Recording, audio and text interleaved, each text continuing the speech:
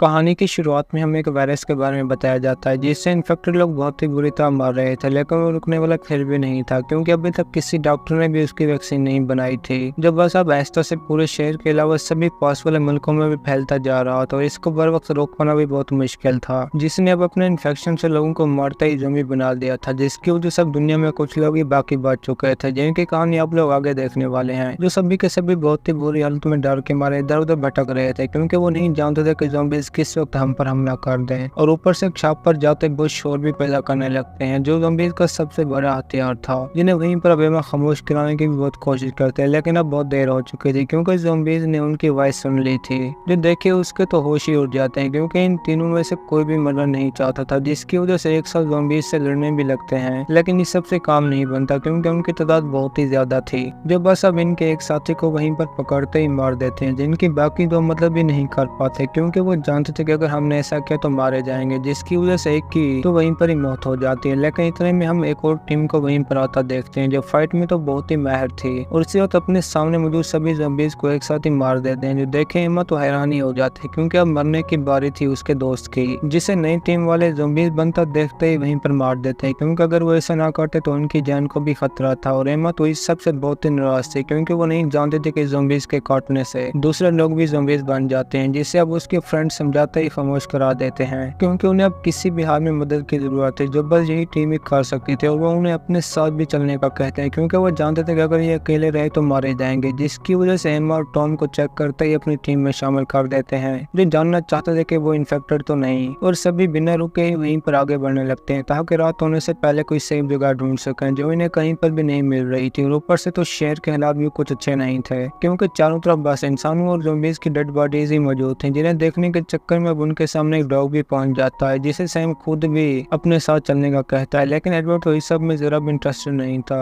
और इसी वजह से वो सैम पर गुस्सा भी होता है क्योंकि अब वो उसे अपने साथ लेकर चलने वाला था, जिसके लिए कोई भी मानने वाला नहीं था। और ये भी उसे भगाते आगे की तरफ बढ़ने लगते हैं जहाँ पर चारों तरफ सिर्फ और सिर्फ खामोशी के सिवा कुछ भी नहीं था। और उसी टाइम पर लोरीन भी अब एम्मा से साथी के बारे में बात करते माफी मांग लेते हैं क्योंकि एम्मा के साथी को ज़ॉम्बीज़ बनने के बाद लोरीन ने ही मारा था, लेकिन उन्हें अब तक भी कोई सेफ प्लेस नहीं मिल रही थी और ऊपर से तो वो डॉग भी इनका पीछा कर रहा था, जिसके बारे में ये सभी जरा भी नहीं जानते थे कि वो ऐसा क्यों कर रहा है क्योंकि वायरस से पूरा का पूरा शहर ही तबाह हो चुका था। और यह भी वहाँ पर मौजूद ज़ॉम्बीज़ से बचने के लिए आहिस्ता से आगे बढ़ने लगते हैं ताकि उनकी नजर में ना आए और आखिरकार एक साथ जिम के अंदर पहुंच जाते हैं जहाँ पर ज़ॉम्बीज़ से बचने के लिए सेफ्टी के हर सामान भी मौजूद था, जिनमें से वो कुछ को साथ भी ले लेते हैं, जो जरा भी नहीं जानते थे कि अब हमारे साथ क्या होने वाला है क्योंकि यहाँ पर भी ज़ॉम्बीज़ छुपे हुए थे जो इनकी आवाज़ सुनते अब बाहर आ ही जाते हैं, जिन्हें रोक पाना इन सभी के लिए बहुत ही मुश्किल था। और आखिरकार उन्हीं में से कुछ को मारकर डोर लॉक करने के बाद बाहर की तरफ भागने लगते हैं, लेकिन पीछे तो ज़ॉम्बीज़ भी छोड़ने वाले नहीं थे, जिन्हें देखते हैं वो उसी वक्त ही वाइस स्प्रे फेंक देते हैं जिसका ज़ॉम्बीज़ पर फौरन ही असर पड़ता है और वो आवाज़ सुनते वहीं पर ही रुक जाते हैं और इन्हें भी अब वहीं पर रात हो जाते हैं, लेकिन सेफ प्लेस अब तक भी नहीं मिली थी और वो रह भी एक बहुत ही खराब घर के अंदर थे, लेकिन टाइम तो किसी भी तरह स्पेंड करना था, जिसकी वजह से वहीं पर अपनी लाइफ के बारे में बताने लगते हैं क्योंकि वो जानते थे कि यहाँ पर हमारे सिवा कोई भी नहीं बचा और इसीलिए हम बंदरगाह पर पहुंचते ही एक बोट लेकर बाहर निकल सकेंगे, लेकिन ऐसा काम करना भी कुछ आसान नहीं था क्योंकि इस सब के लिए उन्हें कई सारे ज़ॉम्बीज़ के बीचों बीच गुजरना होगा, जिसके लिए तैयार भी सभी थे क्योंकि वो जानते थे कि हमें रिस्क तो लेना ही होगा। और उसी वक्त अब पीछा करता हुआ डॉग भी वहीं पर पहुंच चुका था और वो बिना देर के टॉम पर हमला भी कर देता है क्योंकि वो भी अब पूरी तरह से ज़ॉम्बीज़ बन चुका था, जिसे लोरीन आते ही वहीं पर अपनी स्वॉर्ड के साथ मार देते हैं, लेकिन आगे भी बढ़ना था और वो इस बार तो एक स्टेडियम के अंदर पहुंच जाते हैं जहाँ पर उन्हें कोई भी इंसान नहीं मिला। तभी वो कमेंट्री बॉक्स में जो ही देखने के लिए आगे जाते हैं तो वहाँ पर अब तक भी एक आदमी अधमरी हालत में ज़ॉम्बीज़ बना हुआ पड़ा था क्योंकि उसका सर पर एक तीर लगा हुआ था, जिसे ये वहीं छोड़ते ही सेफ जोन के अंदर पहुंच जाते हैं, लेकिन हालात उसके भी कुछ अच्छे नहीं लग रहे थे, जिन्हें बस चारों तरफ ज़ॉम्बीज़ की डेड बॉडीज के सिवा कुछ भी दिखाई नहीं दे रहा था और अचानक से अंदर जाते सारा का सारा हाल ही खाली था, जहाँ पर वो कुछ लोगों को बुलाने की भी बहुत कोशिश करते हैं लेकिन काम नहीं बनता क्योंकि इंसान तो अब बच भी नहीं चुके थे, जिसकी वजह से स्लीपिंग रूम में जाते ही अपने काम का सामान लेने लगते हैं, जिनके ऊपर वहीं पर ही अब ज़ॉम्बीज़ की एक बहुत बड़ी तादाद में फौज हमला कर देती है, जिन्हें रोक पाना इनके बस में नहीं था। और उसी वक्त अब एम्मा भी अपने पीछे लगे हुए ज़ॉम्बीज़ के डर से भागकर बात में छुप जाते हैं, लेकिन मरना तो हर हाल में ही था, जिसकी वजह से मौका देखते ही उसे वहीं पर मार देते हैं। और दूसरी तरफ बाकी टीम का भी बहुत बुरा हाल था, जिनके ऊपर अब पहले से भी ज्यादा ज़ॉम्बीज़ ने हमला कर दिया था और इनका काम भी अब भागने के सिवा कुछ नहीं था, जिन्हें भागता देखते सैम की तो हालत ही खराब हो जाती है क्योंकि उसे ज़ॉम्बीज़ ने चारों तरफ से ही घेर लिया था और बाकी टीम के लिए उसे बचाना भी बहुत मुश्किल था, जिसकी वजह से सैम को वहीं छोड़े भागकर एमा के पास पहुंच जाते हैं। लेकिन वो छुपते ही सबसे भी नहीं, जो अब अपने एक और साथी की मौत का सुनकर रोने लगती है, क्योंकि यहाँ पर अब जिंदगी और मौत की एक जंग थी, जिस पर चलते अब ये भी एक ग्रासी लैंड में पहुंच जाते हैं, जो था तो बहुत ही खूबसूरत, लेकिन जानते ये भी नहीं थे कि हम कब तक जिंदा रहेंगे। और वहीं पर अब एक साथ आगे बढ़ते वीरान जगह पर पहुंच जाते हैं, जहाँ पर गैस देखते हमने लोगों का गुमान होता है, लेकिन वो सिर्फ एक चाल था, जिसे देखने के चक्कर में उन पर पूरी एक आर्मी भी हमला कर देते हैं। और ऊपर से वो टॉम को बस मारने ही वाले थे कि उसी वक्त वहीं पर एक और टीम पहुंच जाती है, जो उन ज़ॉम्बीज को मारते ही सभी को अपने साथ ले जाते हैं। लेकिन किस्मत एडवर्ड और लोरीन की बिल्कुल भी अच्छी नहीं थी, जो आखिरकार भागते भागते अपनी टीम से भी अलग हो जाते हैं। ऊपर से इनके सामने था भी एक बहुत ही ताकतवर ज़ॉम्बी, जिसे वहीं पर एडवर्ड अब रोकने के लिए चैन सा के साथ ही मार देता है। और वहीं टॉम भी दूसरी टीम के साथ आगे बढ़ रहा था, जिसमें 2 लड़कियों के साथ साथ एक आदमी भी था, और वो इन्हें अपने साथ लेते सेफ हाउस में पहुंच जाते हैं, क्योंकि ज़ॉम्बीज उसके बारे में जरा भी नहीं जानते थे। और ऊपर से वो हमला भी तीरों के साथ करते, जो इन्हें भी अपने बारे में बताने लगते हैं, जहाँ पर एक लड़की का नाम जूली और बाकी 2 मेंबर में एना और पीटर शामिल थे। और इन्हें तो बाहर समंदर तक जाने का रास्ता भी मालूम था, और वो नक्शा देखकर कंफर्म भी कर लेते हैं, क्योंकि नासा ने अब सैटेलाइट भी छोड़ दी थी, जिसकी वजह से सुबह होते ही बिना देर किए आगे बढ़ने लगते हैं, जिनके बारे में लोरीन और एडवर्ड जरा भी नहीं जानता था, क्योंकि अब बस उनका काम ही अपनी टीम को ढूंढना था, जो बड़ी खामोशी के साथ अब ब्रिज पर पहुंच चुके थे। लेकिन वहां पर भी ज़ॉम्बीज बहुत बड़ी तादाद में थे, जिनमें से अब जूली एक को तीर मारते ही सभी का ध्यान भटका देती है, जो देखे ये भी आहिस्ता से आगे बढ़ जाते हैं। लेकिन ज़ॉम्बीज तो खत्म होने का नाम ही नहीं ले रहे थे, जो इस बार उनको मारने की बजाय बस भागते ही आगे बढ़ने लगते हैं। लेकिन छुपने की कोई भी जगह नहीं थी, जिसकी वजह से अपने सामने एक गाड़ी देखते ही उसी के अंदर छुप जाते हैं, और ज़ॉम्बीज भी उन्हें देखने के लिए आगे जा रहे थे। लेकिन अब इन सभी के लिए और भी बड़ी प्रॉब्लम थी, जो अपने चारों तरफ ज़ॉम्बीज के होने पर भी एक साथ इन्फेक्टेड हो जाता है, और वो इसी बारे में टॉम को भी बता देता है कि अब मैं मरने वाला हूँ, इसीलिए मुझे ज़ॉम्बीज बनने से पहले ही मार दो। लेकिन वो पहले तो ऐसा नहीं कर पाता, और आखिरकार उसको ज़ॉम्बीज बनने पर मजबूरन करना ही पड़ता है। और टॉम भी इस सब के बाद बहुत दुखी था, जिसकी मौत कोई भी बर्दाश्त नहीं कर पाता, और आखिरकार ज़ॉम्बीज अपने पीछे एक ब्लास्ट देखते उसी की तरफ भागने लगते हैं, जिसे किसी और ने नहीं बल्कि एडवर्ड और लोरीन नहीं किया था। जिसका फायदा उठाकर ये साथी भी अपनी गाड़ी से बाहर निकलकर बंदरगाह पर पहुंच जाते हैं, जिनके साथ अब एडवर्ड और लोरीन भी शामिल हो चुके थे, क्योंकि उन्होंने ज़ॉम्बीज को एक लाख के अंदर कैद कर दिया था, जिन सभी के लिए अब मुश्किल थी यहाँ से जाना। और वो अपने साथियों की मौत को सुनकर दुखी भी बहुत हो जाते हैं, लेकिन खतरा अब भी टला नहीं था, जिन्हें अब वहीं पर एक नीचे कुछ और लोगों की डेड बॉडीज कटी हुई दिखाई देती हैं, और वो थी भी बहुत ही बुरी हालत में, जिन्हें देखते ही देखते अब उनके सामने भी एक इन्फेक्टेड टाइगर पहुंच जाता है, जो पूरी तरह से ज़ॉम्बीज बन चुका था। और ये सभी भी एक साथ मिलकर उसे रोकने की बहुत कोशिश करते हैं, लेकिन इस सबसे काम नहीं बनता, क्योंकि टाइगर बहुत ही पावरफुल था, जिसे लोरीन अपनी स्वॉर्ड से भी जख्मी करती है, और आखिर में तो उसे समंदर के अंदर ही फेंक देते हैं, जो दोबारा से बाहर आने के बाद एडवर्ड पर हमला करते ही लोरीन की तरफ भागने लगता है। लेकिन एडवर्ड अब उसी वक्त ही टाइगर को अपने हैमर के साथ मार देता है, लेकिन इस सब से उसकी अपनी जान भी नहीं बचती, और ये भी आखिर में उसे वहीं पर छोड़े बोट पर बैठे एक और जगह की तरफ निकल पड़ते हैं। लेकिन उन्हें अपने साथियों की मौत का बहुत ही दुख था।